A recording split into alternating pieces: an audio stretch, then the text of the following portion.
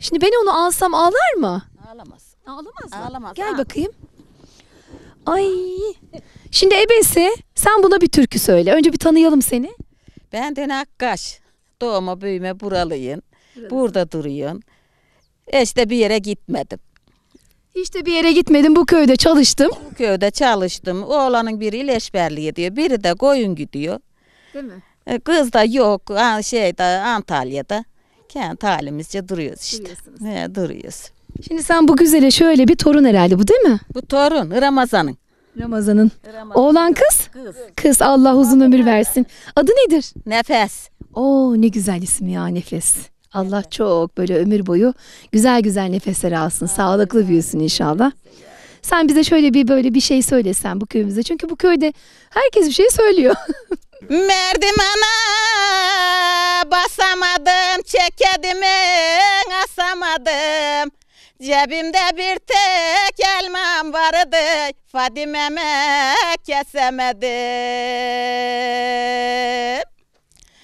Merdivana basıverin, çekedimi asıverin. Cebimde bir tek elmam vardı, Fadime'me kesiverin.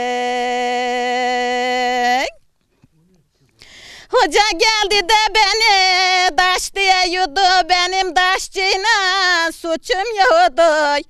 Atmadı tabanca, mermim çoğudu. Söyleyin anama Ahmet'im desin, etsin perşembemi komşular yesin.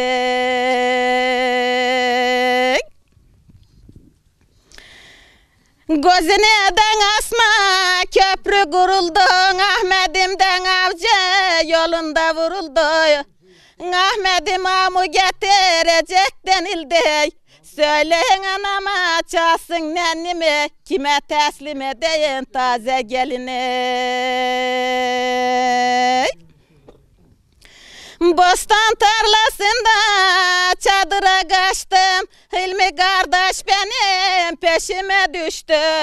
Kattın 14 kurşun, dal gibi göçtüm. Söyleyin anama çalsın nennimi, kime teslim edeyim taze gelini.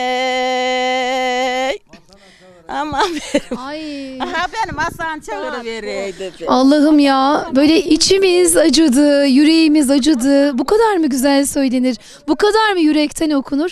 Bunun yaşanmışlığı var mıdır efendim? Bununla ilgili bir bilginiz var mı? Efendim, böyle bostan tarlasında kaçıyor. Arkasına düşüyor adam. Arkasından neyse atıyor silahı. Bostan tarlasında ölüyor. Hangi? Afyon'da mı olmuş bu? Nerede olmuş? Şuhut'un köyünden Selevirli. İşte bu da artık yaşanmış bir ağıdın dile gelmesi, ölen çocuğun da annesine, yarine, hepsine seslenişi. Teneşüre biri seslenmiş, taş demiş, beni yıkama tanıma demiş. Ya çok acıklı gerçekten. Benim başımda ötüşür kuşlar. Hayır olsun kerman gök düş gördüm demiş karısı. Böyle ona deyiverirken bir demiş kabirimin başında ötüşür kuşlar. Hayır olsun kerman gördüğün düşler. Diye böyle yakmışlar da biliyorduk, çok çekiyorduk deyince geçti, unuttuk. Hastanenin marel sular akar harıl harıl. Meremliler can veriyor hastanede zarıl zarıl.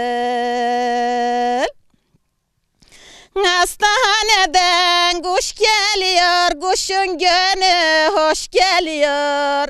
Meremli'ye giden taksi dolu gitti, boş geliyor.